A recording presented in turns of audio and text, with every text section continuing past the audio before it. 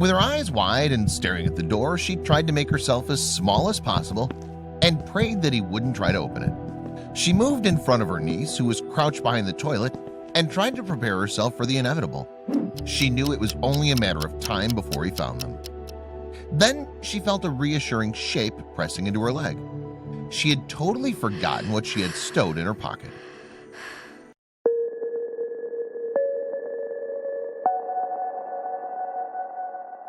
Yesenia Berrigan and her daughter Zoe live in California. Yesenia is as protective as any mother and seldom left 4-year-old Zoe alone. However, as for any other working mom, this is not always possible. When Yesenia was told that there was going to be a business meeting out of town and that she'd be expected to be there, her heart sank. Even worse, she couldn't take Zoe with her. She needed a solution. Yesenia weighed her options carefully. Juggling motherhood and a full-time job wasn't easy at the best of times, but she had no choice. But on top of all the leave she'd already taken when Zoe'd been sick, she knew that if she didn't go to this business meeting, it wouldn't look good for her. Her job could be on the line. She was faced with a tough decision.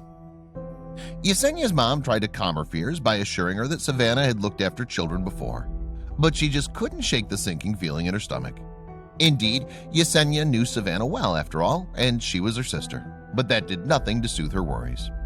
What she didn't know was that this simple decision would end up changing the lives of everyone involved. Savannah Jones had been given a big responsibility, but she'd never expected the unthinkable to happen. In her eyes, her older sister had given her a chance to prove that she was grown up enough to babysit her 4-year-old niece, Zoe.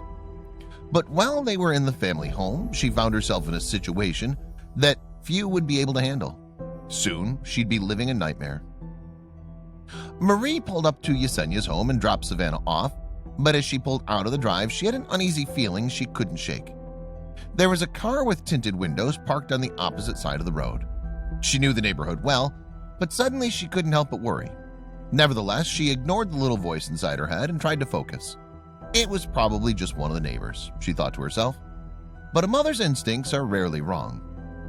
Meanwhile, Yesenia busied herself by showing her little sister where everything was. She gave her a list of emergency numbers, then kissed Zoe goodbye. But by the time her mom got that terrifying text message, everyone was already too far away to help. But it was too late to turn back now. What was done was done. Yesenia left, but she was too distant to notice the suspicious car. What was done was done.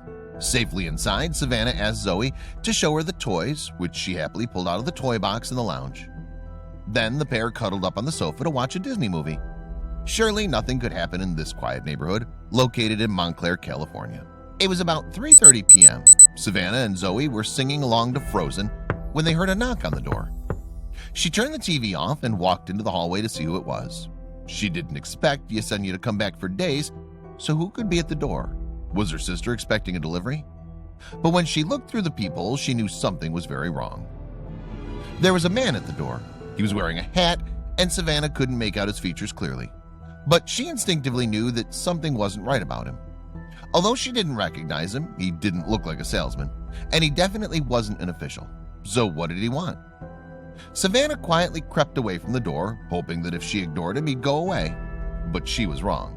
The man continued to knock on the door for a few minutes, and then the knock stopped. Savannah let out a sigh of relief, but it was short-lived. To her horror, the doorknob began to rattle. Whoever the man was, he wanted to get in. Thankfully, the door was locked. Then the knocking began again. This time, the knocks were louder. Savannah's heart leapt into her throat. If the man wanted to get in, she knew he would. What could she do? They were trapped. Any minute now, the man was going to burst through the door. She had to think fast. She grabbed Zoe and sprinted down the hall to the master bedroom. But would the girls be safe there? Savannah looked around, calculating. The bedroom had a door, but where was the key? She didn't have time to find it. Panicked and terrified, she looked for a place to hide. Then she saw the master bathroom. Without another thought, she scooped up her niece and ran inside, slamming and locking the door behind her. Then she heard a sound that made her blood run cold. The man, emboldened, was not going to wait to be let in. Savannah heard the sickening sound of wood splintering as he broke down the front door. She gathered her wits and told Zoe that they were playing a game, but she couldn't keep her voice from trembling. She whispered that Zoe must be as quiet as she can. They couldn't make a sound.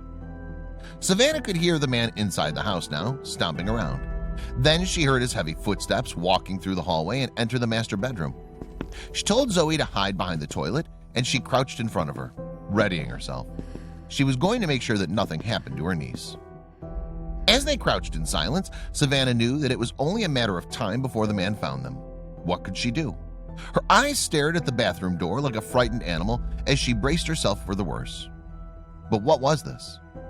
Just then, she became aware of something in her pocket, pressing into her thigh. Savannah slid her phone out of her pocket. How could she have forgotten she had it? Now she could get help.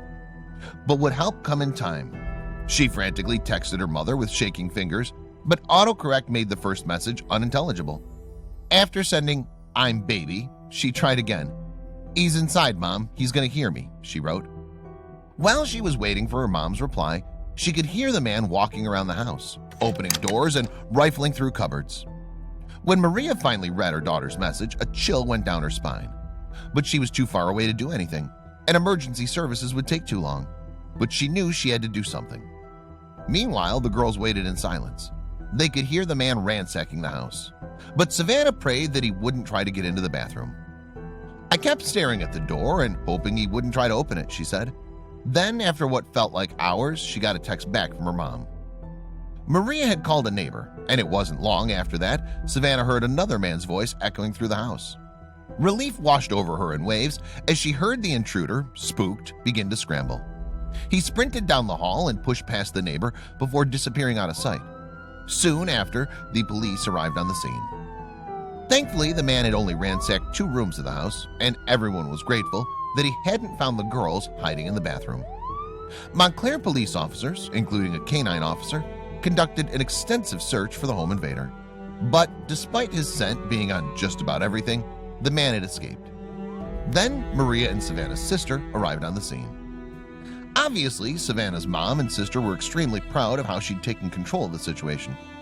"She was very smart and brave," said her sister, Yesenia. "She did everything right."